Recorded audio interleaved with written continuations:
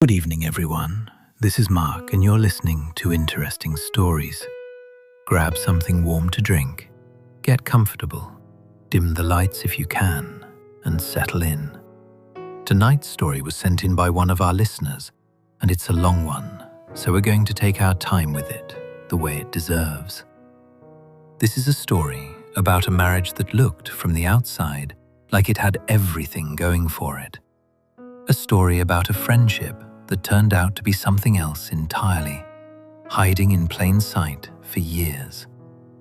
And a story about the kind of secret that doesn't just end a marriage. It reaches backward and rewrites everything a man thought he knew about his own life, his own family, and the people he trusted most. As always, if you enjoy stories like this one, hit like, subscribe to the channel, and let us know in the comments if anything like this has ever touched your own life or the life of someone you know. These stories always turn out to be more common than people expect. Now get comfortable. This story is called The Fourth Chair. David Carter was 44 years old, and for most of his adult life, he considered himself a lucky man. Not lucky in the flashy lottery ticket sense, lucky in the quieter, steadier way that mattered more to him. The kind of luck that shows up in the small, cumulative details of an ordinary week, rather than in any single dramatic moment. He had a good marriage. He had 2 kids he adored. He had a small architecture firm in Denver, Colorado, that he'd built up over 16 years from a one-room office above a dry cleaner's into a respected practice with 11 employees and a waiting list for residential projects. He had, in his own words, which he used often enough that his friends teased him about it, exactly the life I set out to build. David grew up in a modest household in Fort Collins, the son of a high school shop teacher and a nurse, and had always been the kind of person who valued stability over excitement. Not because he lacked ambition, but because he'd watched his own parents' marriage weather real hardship through sheer steadiness. And he'd internalized, early on, the belief that a good life was built slowly, deliberately, brick by brick, the same way he approached his work as an architect. He liked things that lasted. He liked knowing where he stood. He'd met Michelle at a mutual friend's barbecue when he was 26, one of those late August gatherings in somebody's backyard with a cheap cooler of beer and a badly tuned radio playing in the background. Michelle was a physical therapist, sharp and funny in a way that caught him off guard. She'd made a joke within the first 5 minutes of meeting him that made him laugh so hard he nearly choked on a chip. And he remembered thinking, with unusual clarity for a 26-year-old at a backyard party, that he wanted to know this person for a long time. She had a way of deflating an overly serious conversation with one perfectly timed remark, a quality David found himself relying on more and more as the years went by, especially during the stressful early years of building his firm, when her humor was often the thing that got him through a bad week. They dated for 2 years, moving in together after the first, and got married in a small ceremony at her parents' place in Boulder.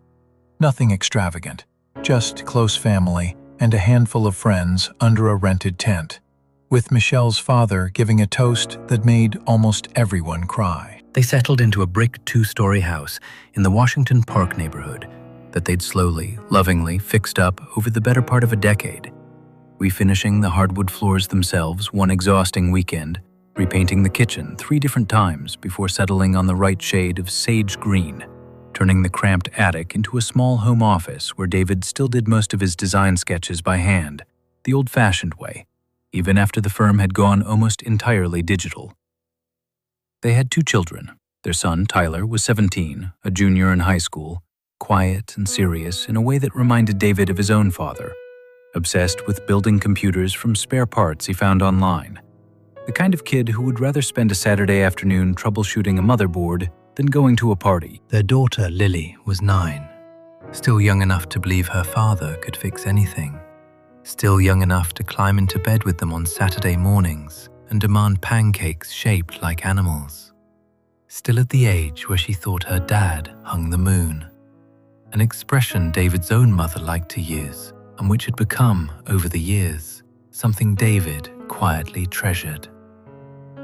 For 16 years, David's business partner was a man named Andrew Sullivan. They'd met in graduate school at a state university 2 hours south of Denver, bonded initially over a shared frustration with a particularly demanding professor neither of them liked, and had spent long nights working through studio projects together, the kind of shared exhaustion that tends to forge fast, durable friendships between young men in their 20s. They eventually decided to open a firm together right after they both got licensed, pooling what little savings they had, working out of that first cramped office above the dry cleaners for nearly 3 years before they could afford anything better. Andrew was David's best man at his wedding, standing up at the ceremony to give a toast that had the whole tent laughing about David's early, disastrous attempts at cooking for Michelle when they were dating.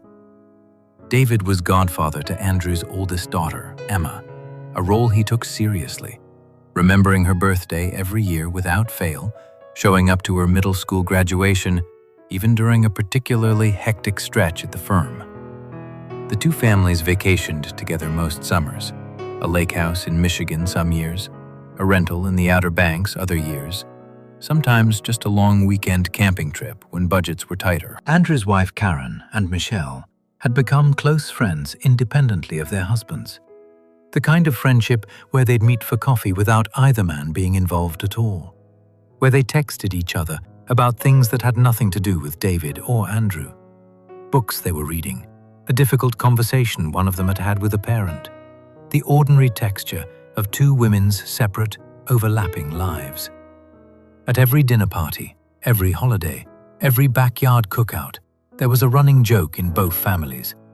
David and Andrew and Michelle and Karen made up the four of us.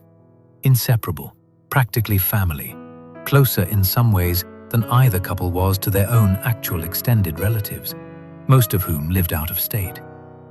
Their kids grew up together, treating each other's houses like extensions of their own, raiding each other's refrigerators without asking, falling asleep in front of movies in whichever living room happened to be closest at the end of a long day. If you'd asked anyone who knew the Carters and the Sullivans to describe their friendship, they would have used the word solid, unshakable, the kind of bond that outlasts everything: job changes, moves, the ordinary friction of long adult friendships that quietly kills so many other relationships over the years. David never once, in 16 years, had reason to doubt any of it. He would have told you, if you'd asked him at any point during those 16 years, that Andrew Sullivan was the person outside his own immediate family he trusted most in the entire world, more in some ways than his own siblings, who lived far away and with whom he'd never developed quite the same day-to-day closeness. Looking back now, though, he can see there were things he simply didn't think to look at closely. The way you don't examine a bridge you've walked across 1,000 times because it's always held your weight before. Because the entire premise of a bridge is that once it's proven itself, you stop consciously testing it with every step. There was, for instance, the fact that Andrew and Michelle had become closer over the years than David had really registered. Not in any way that seemed suspicious at the time, just in the ordinary way that people who spend a lot of time around each other's families become closer. They texted sometimes about scheduling, whose kid needed a ride where, whose turn it was to bring what to the next gathering, a coordinated logistics chain that made sense given how entangled the two families' lives had become. It seemed practical. It seemed normal. David himself texted Karen occasionally about similarly mundane things and never once thought twice about it. There was also a stretch, roughly 4 years back, when Michelle had taken up running, signed up for a half marathon on something of a whim after a particularly stressful stretch at her clinic, started training seriously, going out most mornings before work, gradually extending her routes as her endurance built.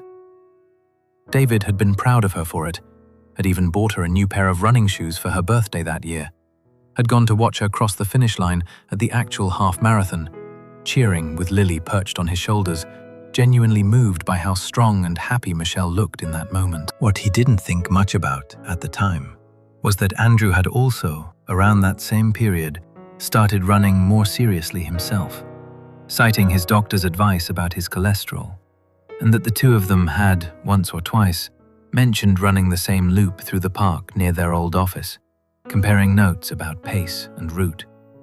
He remembered thinking, vaguely, "Oh, that's a nice coincidence, good for them both," and moving on with his day, never once connecting it to anything beyond two friends independently taking up the same hobby. And there was one particular family trip, about 3 years ago, to the lake house in Michigan, when David had to leave 2 days early because of an unexpected client emergency back in Denver, a structural issue on a project that threatened to blow the budget if it wasn't handled immediately. Michelle, Karen, the kids, and Andrew stayed on for the rest of the week as planned, since Karen had already committed to extending her own time off and didn't see the point in cutting the whole family's trip short over David's work crisis.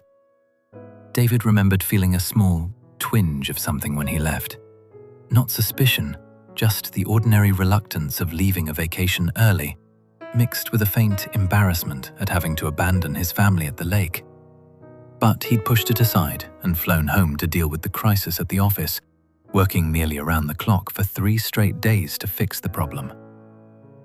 When he called that night from his hotel room, Michelle sounded a little distracted, a little short with him, but he chalked it up to her being annoyed that he'd had to leave in the first place, or simply tired from a long day of chasing 2 9-year-olds around a dock. None of these things, on their own, meant anything. That's the strange thing about hindsight. It takes small, disconnected, perfectly explainable moments and threads them together into something that, only in retrospect, looks obvious, looks like it should have been impossible to miss. At the time, David simply didn't have the pattern to see. He had no reason to look for one. He was, in every meaningful sense, a man living inside a story he trusted completely, with no reason yet to suspect that an entirely different story was unfolding just beneath the surface of the one he thought he knew. It started, as these things so often do, with something absurdly small. The kind of moment that, in any other version of David's life, would have passed completely unnoticed, forgotten within the hour. On a Tuesday evening in late September, David came home from a site visit to find Michelle in the shower and her phone sitting on the kitchen counter, face up, still lit from a notification that hadn't yet timed out. He wasn't the type to snoop. In 16 years of marriage, he could count on one hand the number of times he'd even glanced at her phone, and always for something mundane, like checking a text from a babysitter confirming pickup time, or looking up a phone number Michelle had asked him to grab for her while their hands were busy in the kitchen. But the notification banner across the top of the screen caught his eye before he even meant to look, the way a bright color catches your peripheral vision without any conscious decision to look at it. A name he knew well, Andrew, and a message preview that read in full, "Can't stop thinking about Saturday. We need to talk about what happens next." David stood there for a long moment, his laptop bag still slung over one shoulder, staring at the words, his mind working through every innocent explanation it could produce, the way a person's mind instinctively does when confronted with something that threatens to upend an entire understanding of their life. Maybe it was about a work thing, some project detail, some client complication that had come up over the weekend. Maybe Saturday referred to some family event he was forgetting, a birthday party, a school function, something logistical that 4 adults who coordinated their families' schedules together might reasonably need to discuss. Maybe it was completely out of context, a fragment of some longer conversation that would look entirely different with the full thread visible. He didn't pick up the phone. He didn't want to be the kind of husband who went through his wife's messages. Some part of him, even in that moment, was still trying to protect the life he thought he had, was still choosing, consciously, to be the kind of person who respected his wife's privacy, even when every instinct in his body was suddenly, urgently, telling him to look closer. He set his keys down on the counter, went upstairs to change out of his work clothes, And by the time Michelle came out of the shower a few minutes later, wrapped in a towel, humming something under her breath, he talked himself into believing there was probably a reasonable explanation, even if he couldn't quite think of what it was. But that night, lying awake next to her long after she'd fallen asleep, he found he couldn't let it go. The phrase kept surfacing in his mind, unbidden, over and over. Can't stop thinking about Saturday. What happens next? And no matter how many times he tried to reframe it as something innocent, tried to construct some benign scenario that would explain those particular words in that particular order, it kept refusing to fit any explanation that made sense. He stared at the ceiling for hours, listening to Michelle's steady breathing beside him, feeling something cold and unfamiliar settle into his chest. Over the following days, David found himself doing something he'd never done before in 16 years of marriage: watching his wife. Not obsessively, not obviously. He was careful about that, careful not to let anything in his behavior tip her off that something had shifted. Just paying closer attention than usual to the small things, the way you start noticing details in a room once you suspect something in it has been moved, the way she angled her phone away from him when she checked it at the dinner table, a habit he now realized had been present for a while, but that he'd never consciously registered before. The way she left the room to take a call from a client on a Sunday afternoon, something she'd never done before in all the years he'd known her, since her clinic was closed on Sundays and she rarely got calls outside business hours. The way she seemed to have plans on Thursday evenings lately. Yoga with Karen, she said when he asked. That ran later than the yoga classes he remembered her attending years earlier ever seemed to run, stretching sometimes to 2.5 or 3 hours when he factored in her drive time. He told himself he was being paranoid.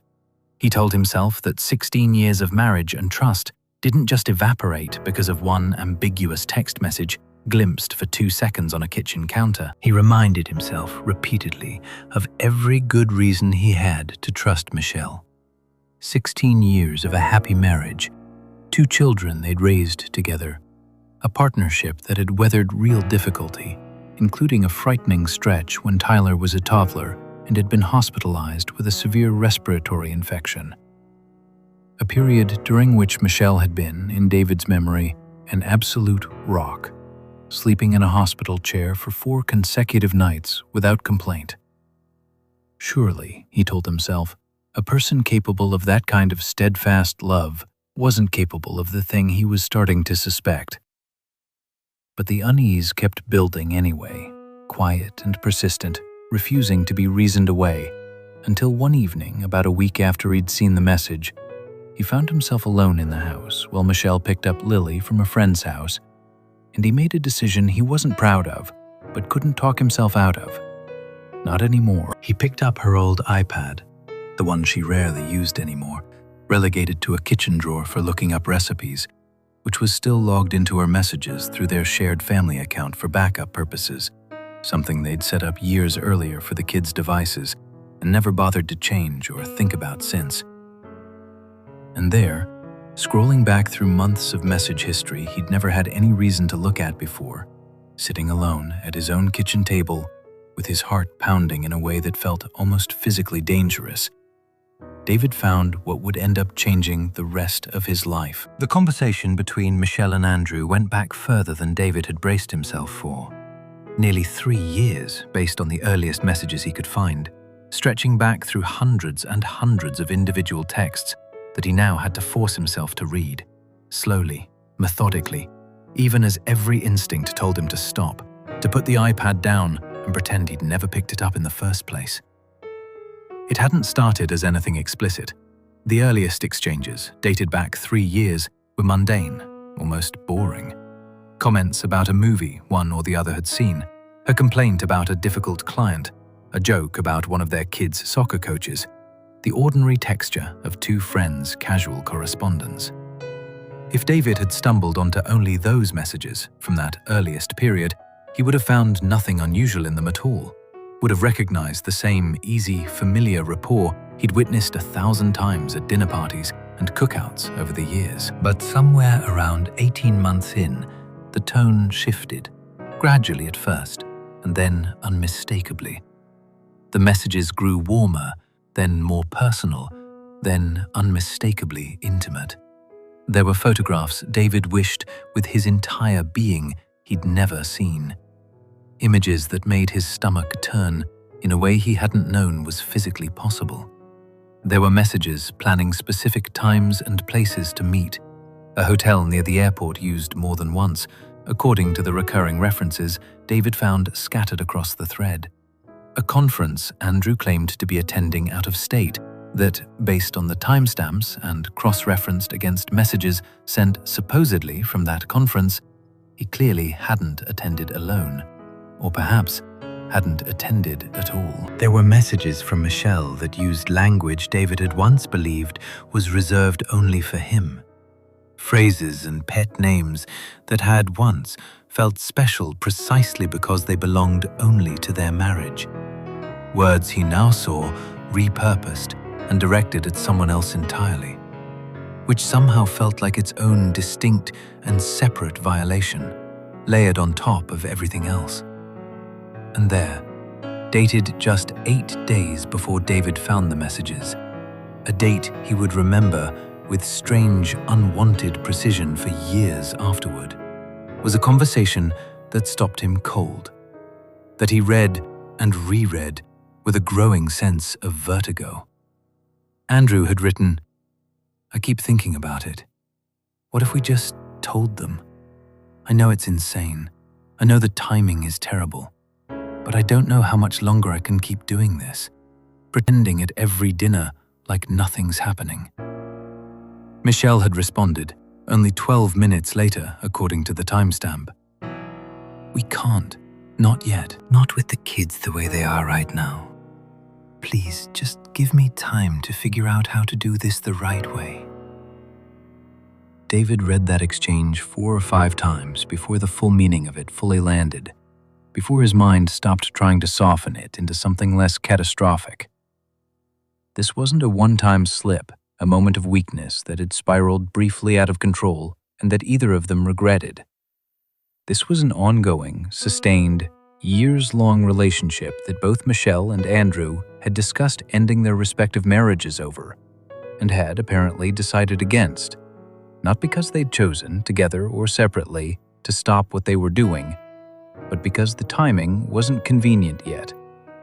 Because there was always some reason, some circumstance, some excuse to keep going a little longer. He sat on the edge of his bed for a long time that evening, the iPad still in his hands shaking slightly, doing the same kind of terrible arithmetic that anyone in his position eventually does, counting back through the calendar, matching dates against memory, trying to reconstruct an entire alternate timeline running silently underneath the one he thought he'd been living.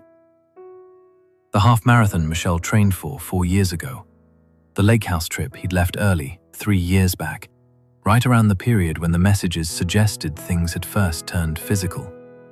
A work trip of his own to Phoenix 18 months back, during which, he now recalled with a fresh, sickening clarity, Andrew had mentioned needing to stay in Denver to handle something with a client, which had struck David as slightly odd at the time, since David typically handled that particular client relationship himself, and Andrew rarely got involved in it directly. And then there was Lily. David didn't let himself finish that particular thought that night. He set it aside, deliberately, physically setting the iPad down on the nightstand, as if the act of putting it down could also put the thought down, the way you set aside something too heavy to lift all at once, something you know you'll have to come back for eventually, but cannot, in this specific moment, carry any further. But it had already lodged itself in his mind, and it would not leave quietly, would not be reasoned away the way he'd managed to reason away his earlier suspicions.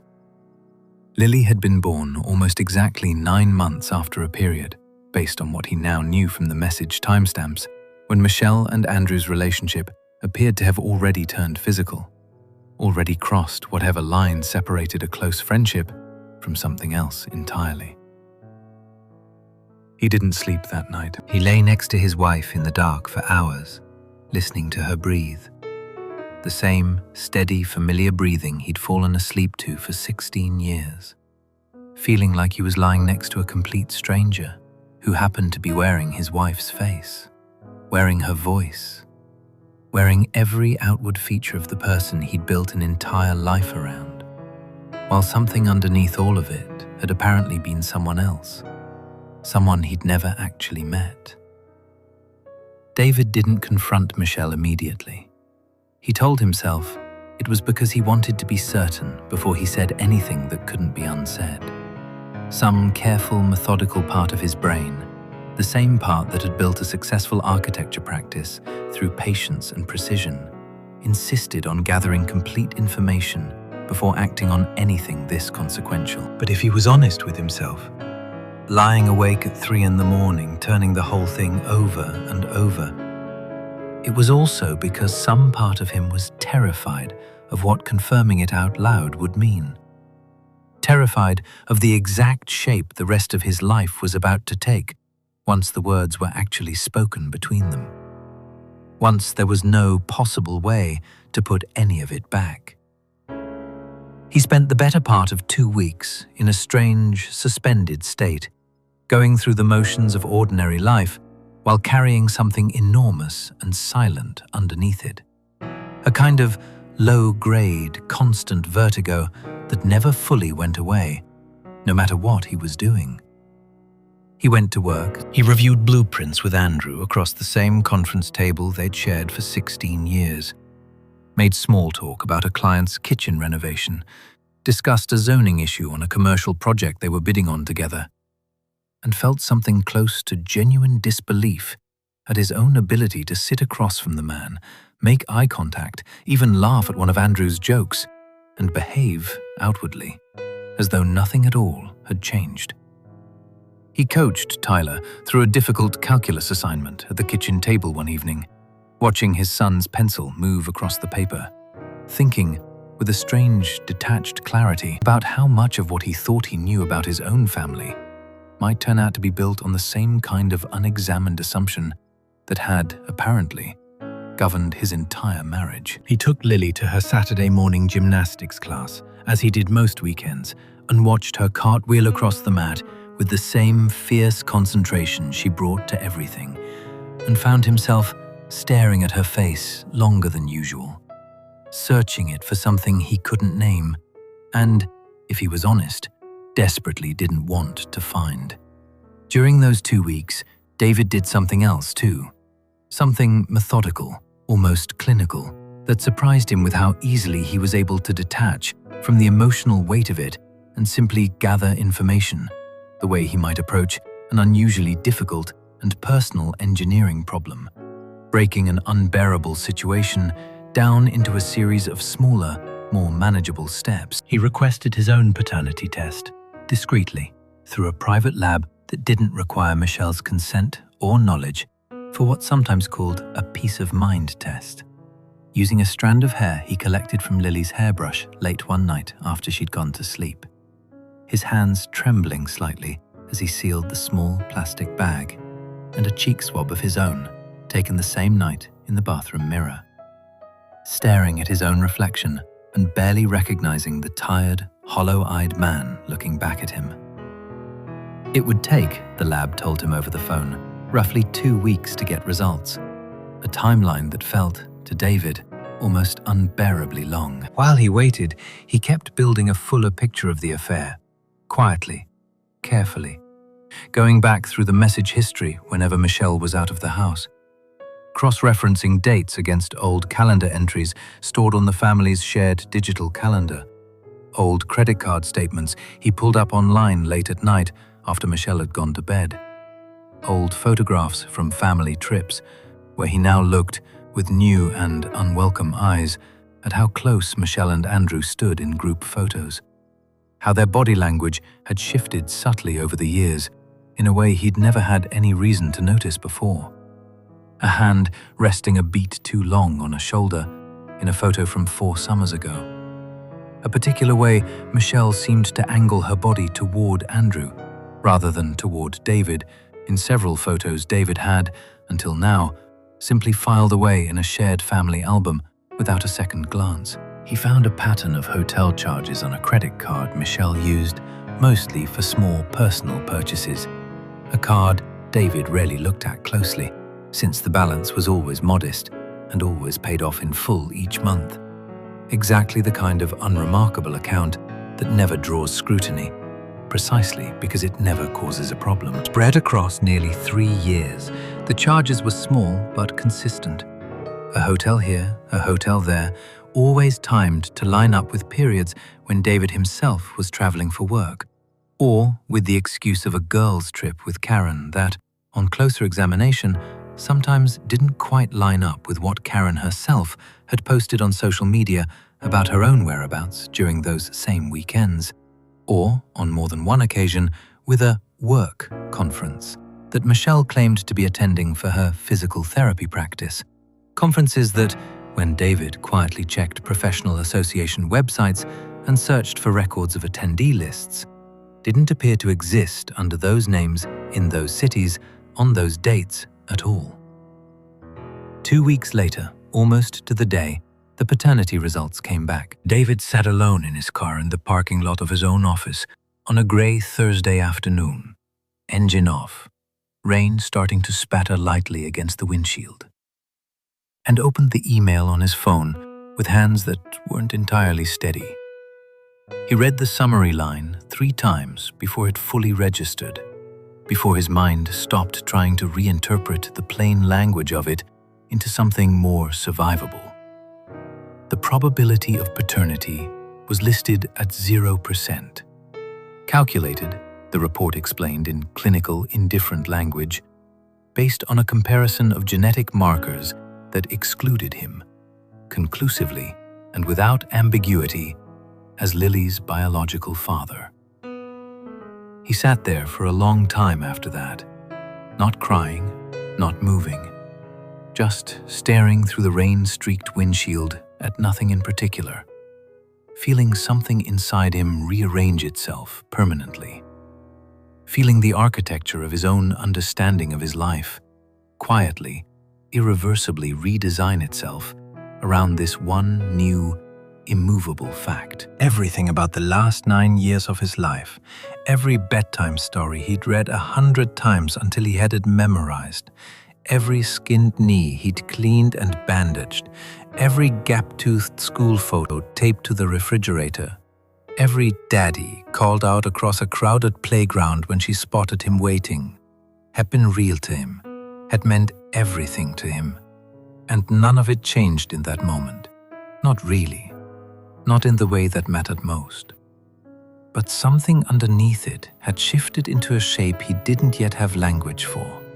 Some fundamental recalibration of his understanding of his own family that he knew, sitting there in the rain, was going to take him a very long time to fully process. David waited until the following weekend, when Tyler had a sleepover at a friend's house, and Lily was staying overnight with Michelle's parents, who'd offered to take her for the weekend, so David and Michelle could, in Michelle's mother's cheerfully oblivious words, have some time to themselves.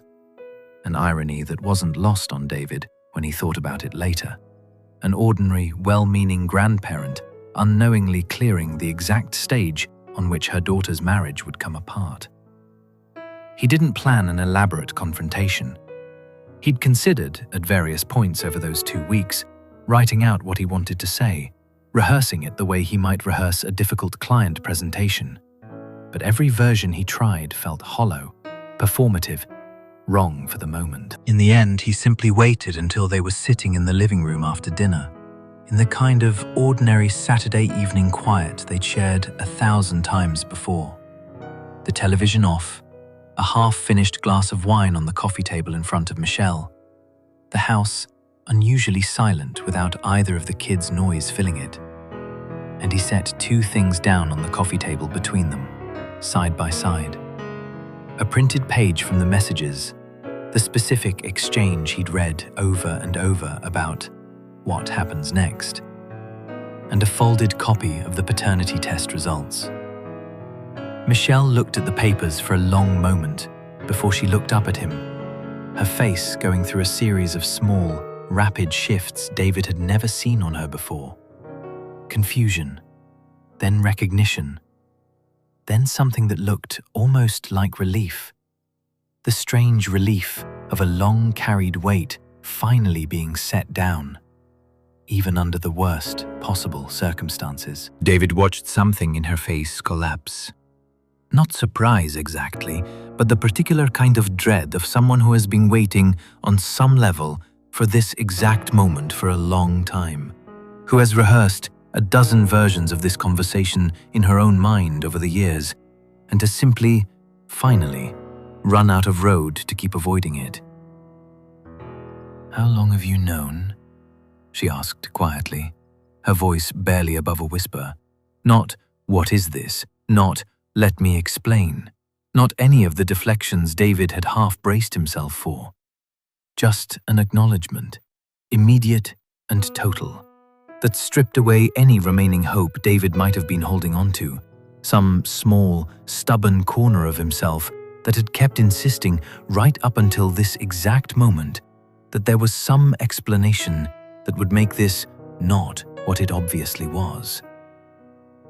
"Long enough," he said, and found that his own voice sounded strange to him, flat and distant, like it belonged to someone else entirely. What followed was not a single conversation, but the beginning of many, stretched out over that entire weekend and the weeks that followed. As Michelle, in halting and often self-contradictory fragments, tried to explain something that David slowly came to understand she didn't fully understand herself, had perhaps never allowed herself to examine too closely, even in her own mind. She told him the relationship with Andrew had started roughly 3 years earlier, during a period when she said she'd been feeling invisible. Not in their marriage specifically, she was careful to clarify, watching his face for reaction as she said it, but in her own life more broadly. Caught between raising kids, keeping up a demanding job at the clinic where she'd recently taken on a heavier caseload, and losing, somewhere along the way, some sense of herself as anything other than someone's wife and someone's mother.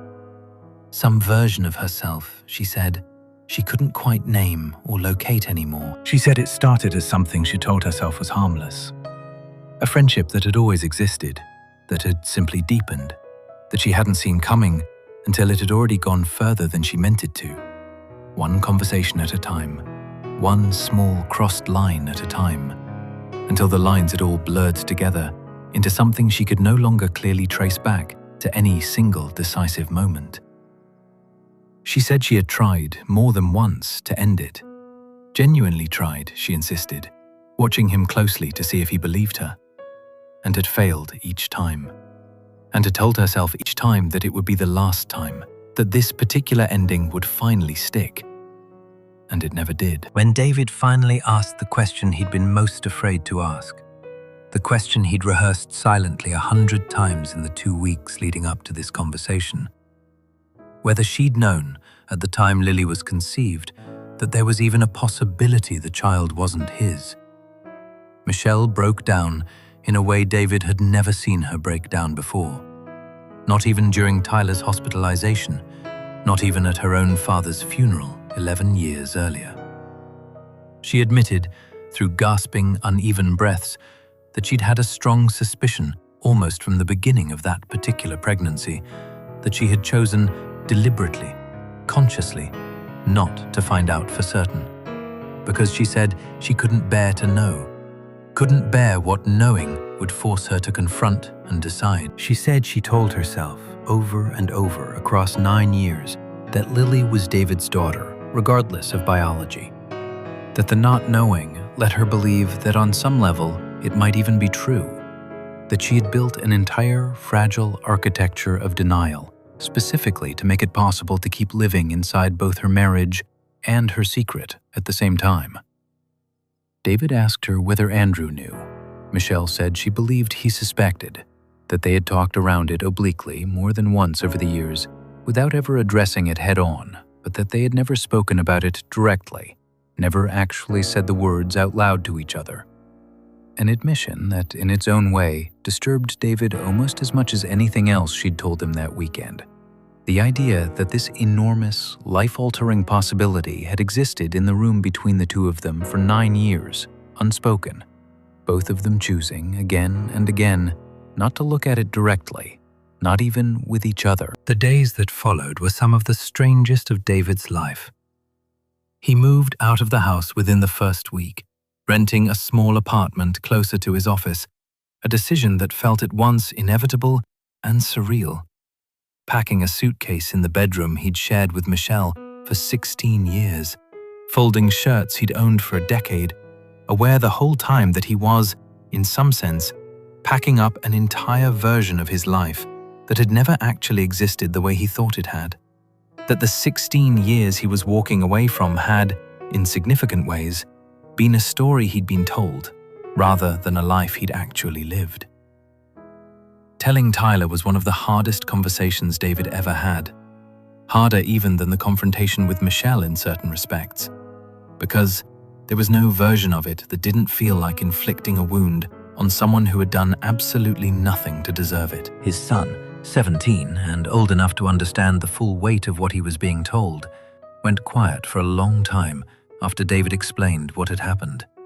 Not the paternity issue, which David and Michelle agreed, at least for the moment, to handle separately and more carefully, feeling strongly that Tyler didn't need that particular complication layered onto an already devastating conversation.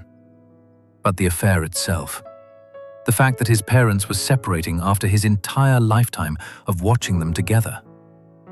Tyler didn't cry, not in front of David, though David suspected later, from the redness around his son's eyes at breakfast the next morning, that he had cried plenty once he was alone. Instead, Tyler asked a lot of quiet, methodical, almost businesslike questions. Where David would be living, whether he'd still be around for Tyler's college applications and campus visits that were supposed to happen that fall, whether this meant he'd have to choose between his parents at holidays, how he was supposed to act around Andrew's family, whom he'd known his entire life, at school events where their paths might still cross. It was, in its own way, more painful for David to witness than if Tyler had broken down completely. David could see his son trying to be strong, trying to manage an adult-sized crisis with the emotional tools of a teenager, methodically trying to map out the practical shape of a disaster rather than let himself feel the full size of it all at once. And there was nothing David could do to make that easier. No amount of reassurance that could undo what had happened to the family Tyler had grown up believing was solid ground beneath him. The question of what to tell Lily, and when, and how, became one of the most agonizing parts of the entire ordeal. A question that occupied hours of David's thinking every single day for weeks. David consulted a family therapist almost immediately, a woman named Dr. Patricia Reyes, who specialized in family transitions and had, David later learned, handled more than a few cases involving disputed paternity within existing families. Wanting professional guidance on how to handle something this delicate with a 9-year-old who had no idea her entire understanding of her family was being quietly renegotiated by the adults around her. The therapist's advice was measured and careful. Lily did not need to know about paternity at her current age, and might not need to know for years, if ever, depending on how the adults around her chose to handle things going forward.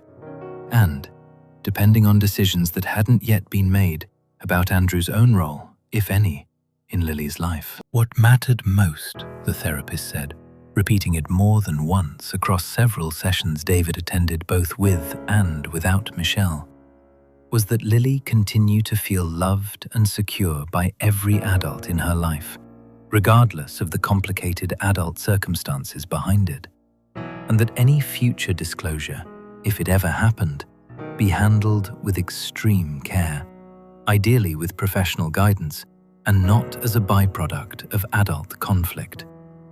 David made a decision in those first weeks that surprised even himself, a decision he arrived at gradually, but which, once made, never wavered. Regardless of the biological result sitting in a folder in his desk drawer, he had no intention of stepping back from being Lily's father, not in any sense that mattered to him. He had held her within minutes of her birth, had been the one to cut the umbilical cord, had spent that entire first night in the hospital unable to stop staring at her tiny face. He had gone to 9 years of pediatrician appointments, memorized her allergies, learned her particular bedtime routines down to the specific stuffed rabbit that had to be positioned just so, sat up with her through middle-of-the-night fevers, taught her to ride a bike in the alley behind their house, one hand on the back of the seat, long after she probably could have balanced on her own, because neither of them wanted that particular ritual to end. Biology, he decided, sitting alone in his new apartment late one night, turning the whole question over in his mind, did not get to unwrite 9 years of being someone's dad, did not get to reach backward and invalidate a single one of those thousands of ordinary, accumulated moments. This decision brought him a strange, complicated comfort during a period when almost nothing else did. The sense that at least this one part of his life, amid everything else that had been taken out of his hands and rewritten without his knowledge or consent, he still had the power to choose, actively and deliberately, for himself. The friendship with Andrew, unsurprisingly, ended completely and immediately, severed in a single, brief, brutal phone call that David initiated the day after the paternity results came back. A call during which David said very little, and Andrew, to his limited credit, didn't try to deny anything or offer excuses, simply absorbing what David said in near total silence. The business partnership, however, took much longer to unwind. The two of them shared clients built up over 16 years, shared contracts on active projects that couldn't simply be abandoned without harming third parties who had nothing to do with any of this, shared an office lease that ran another 2 years with substantial penalties for early termination. David consulted a lawyer within days of the confrontation, a business attorney who specialized in exactly this kind of complicated professional dissolution. And the process of dissolving a 16-year business partnership while simultaneously going through a divorce and processing a paternity revelation became, for the better part of a year, David's entire waking life outside of parenting. A grinding, exhausting, multi-front legal and emotional battle that left him permanently changed by the sheer accumulated weight of it. He and Andrew communicated almost exclusively through their respective attorneys after that single phone call. They haven't spoken directly since, and David has been told, secondhand, that Andrew eventually relocated to Colorado Springs after the dust settled, taking a position at a larger firm there. Karen, Andrew's wife, learned the truth around the same time David did. Michelle, to her limited credit, insisted on being the one to tell her directly rather than letting it come out any other way, driving to Karen's house unannounced on a weekday afternoon for a conversation David never witnessed, but which Michelle later described to him in fragments as the single hardest conversation of her entire life, harder even than the one with David himself. Karen's marriage to Andrew, David later heard through mutual friends who remained in his life after the fallout, a shrinking but loyal circle who'd chosen, in the messy social reshuffling that followed, to stay connected to David rather than Andrew, did not survive the revelation either, ending in a divorce that finalized around the same time as David and Michelle's own. The two families who had once been inseparable, who had spent a decade and a half of holidays, birthdays, and vacations together, who had built an entire shared social world around each other, dissolved almost entirely within the span of a few months. Not just two marriages ending, but an entire extended structure of friendship, trust, and shared history collapsing along with them, leaving behind 4 adults and 5 children who all had to somehow rebuild their lives out of the wreckage of something none of the children had ever asked to be part of. The divorce was finalized just over a year after that conversation in the living room, the paperwork itself a strangely anticlimactic ending to something that had consumed so much of David's emotional and mental energy for so long. David and Michelle worked out a custody arrangement for both children, through a lengthy but ultimately civil mediation process. Tyler, now 18 and about to head off to college that fall, largely made his own decisions about where and when to spend time with each parent, dividing his remaining months at home fairly evenly between David's apartment and the house Michelle had kept, while Lily's schedule was arranged more formally, with David keeping her every other week and every Wednesday evening, an arrangement he fought hard to secure during mediation and has never once regretted, structuring his entire work schedule around those Wednesday evenings so that nothing short of a genuine emergency was ever allowed to interfere with them. David sold his half of the architecture firm to Andrew as part of the divorce and business dissolution settlement, a financially reasonable but emotionally complicated decision he made mostly because he found he simply couldn't imagine continuing to run a business built on a friendship that no longer existed, and started a new, smaller practice on his own the following year, a decision that terrified him at first, starting over from nothing in his mid-40s, rebuilding a client base, hiring a small staff of just 3 people, working long hours out of a rented office half the size of his old one, but that ultimately gave him something he hadn't expected and hadn't known he needed, a sense of building something that belonged entirely and unambiguously to him, free of the complicated history attached to everything else in his life at that point. A clean, singular thing he could point to and know, without qualification, was exactly what it appeared to be. He is, by his own account, doing better now than he expected to be doing, roughly 2 years out from the day he saw that first text message light up on the kitchen counter. Though he's quick to add, whenever he tells this story, that better doesn't mean the same thing it used to, that he's had to build a somewhat different definition of what a good life looks like than the one he'd carried, largely unexamined, for the first 42 years of his life. He still struggles some days with a kind of quiet grief that has nothing to do with missing Michelle specifically, and everything to do with mourning the version of his life he believed he was living for 16 years. A grief he's come to understand through many long conversations with his own individual therapist, whom he started seeing regularly about 6 months after the divorce, for something that in some sense never fully existed the way he thought it did, which makes it a strange and particularly disorienting kind of loss to process, one without a clean, singular object to grieve, since he's not entirely sure what, precisely, he's grieving the loss of. His relationship with Lily has, if anything, deepened since the divorce. He is careful, deliberate, intensely present with her in a way he sometimes wonders if he might not have been quite as consistently if none of this had ever happened.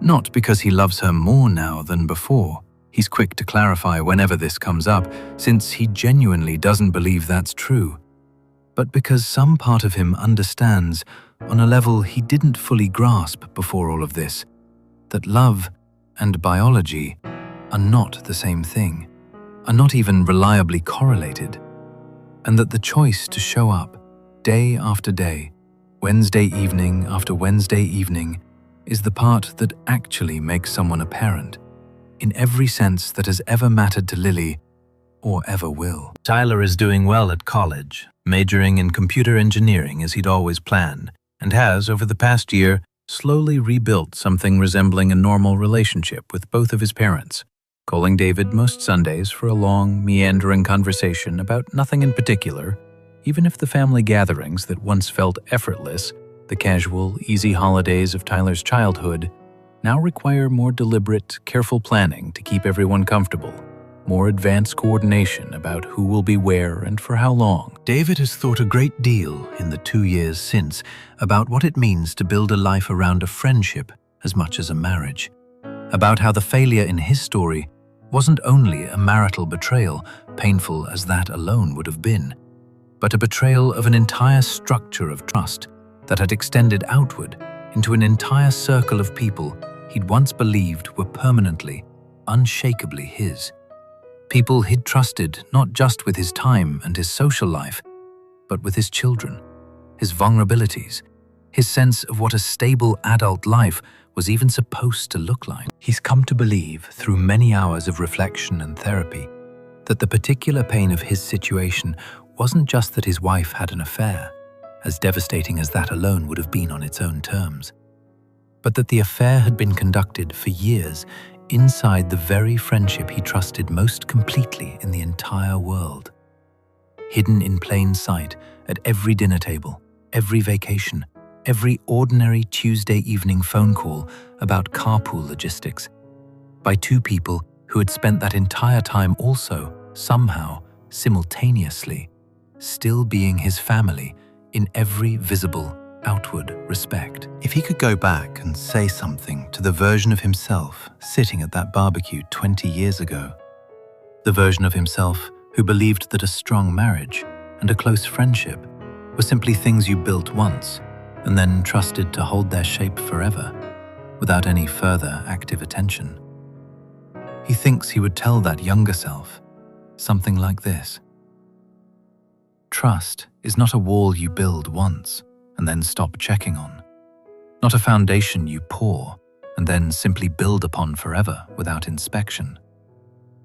It's something you have to keep paying attention to, gently and honestly, without paranoia, but also without complacency, for as long as you want it to hold.